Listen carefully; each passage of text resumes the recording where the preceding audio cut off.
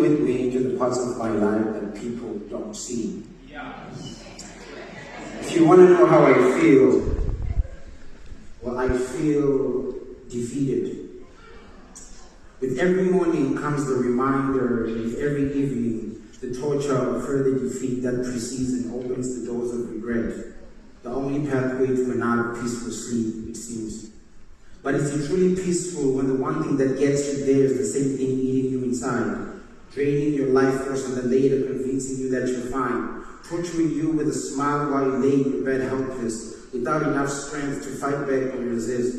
What else can you do? So you go ahead and let your inner self down, succumb to the deed while your inner self frowns, losing the little hope and confidence that one day things will turn around. You've drowned. The same ocean that once felt like pleasure is now a place where you've been bound, enslaved by every wave that rises and gets you lifted. A few seconds in, then it drops you dead on your slavery bed. Reminds you of the man you aspire to be, but more so, of its grip that won't let you go free. And in my head, it all sounds like this. Look, man, no one else is around.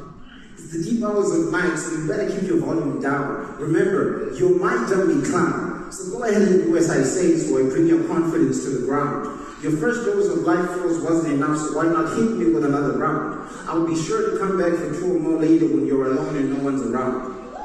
Until then, you're free to smile and make everyone laugh. Go ahead and make me proud.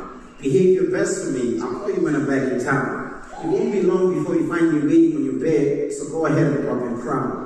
And I know you're a people's person, so I'll present you with a stimulating crowd. One that's just a couple clicks and Wi-Fi access away, an absolute utopia of yours and mine. But it's me that gets the most pleasure. Your inability to resist me makes you my most valuable treasure. You see, I lust for your weakness without measure. And if I'm being honest, man, it's funny that you don't want me no more. I mean, suddenly you don't like me no more. After all the years we've shared, all the life force you've given and all the comfort I've provided, you now want me to leave you alone like you weren't the one that let me in? When I came knocking at your door, was it not your younger self that curiously walked me in? Usually curiosity kills cats, but this time it killed a king.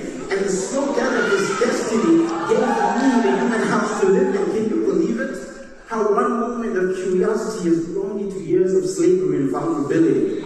Enough for me to infiltrate the holy temple and find residence, spreading myself across its perimeter like a wild vine, and so unleashing my deadly poison.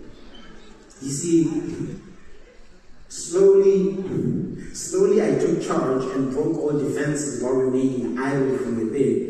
Removing me would be like trying to extract all blood vessels from a living being. That sounds insane. At least that's how I've programmed his brain. And I've done a pretty good job at it. He still comes back to me even though I've always left his soul in pain.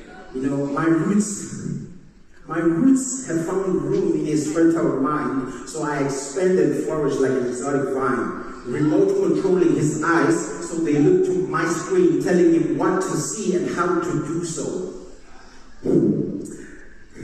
I mean, come on, tolerance. Isn't it all in vain?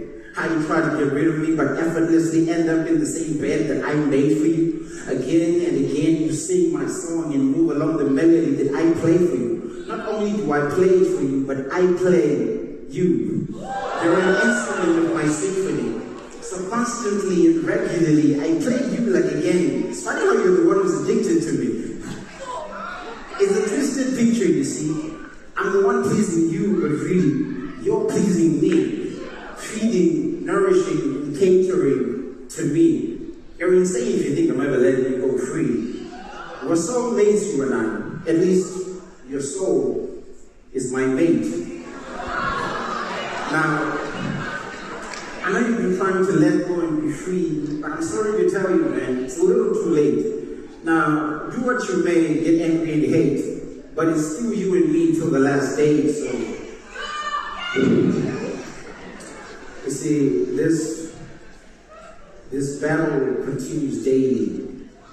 Daily, I wrestle my flesh and lose while spirit tries to find a steady pace towards grace. Self-disappointment and hope oddly coexist, but the scale is tipped towards the one thing I can't resist. And I know what you're called to. I know what the light is. But this cage is all I've known since my young days. And I know too much to live like this. Because I feel trapped, but the key's in my hand. So I'll keep fighting myself until the day I'm finally free. Because many a time in my life I've failed and sailed to the bottom of my slope and exhaled. The last flicker of hope that stayed deep in a cage where my breath is saved and exchanged. And this heavy heart gets heavier, but emptier of God's word. Too lost for words and I lost my soul. I couldn't fight my battles, and I could have sworn that the devil had won. But when I thought it was done, I remembered the one who died and said it was done. So I stayed calm and his time he got me. But I slipped again and I failed. Miserably still, I failed. Still trying to live in his will, but failed. Still the thief kills and steals the zeal instilled in me when I failed. To stand up straight when he tempted still, so I failed, and yet again I swayed. But in my deepest sin, I remember him who was nailed. While all his crucifixion carried sin, it is but through him that I am no more blamed. You see, when I failed, he still remained. And I prayed, he still replied. Still he is my guide, so in him I will boast with pride. Because I failed, but still Christ died. And thus I have been revived and found.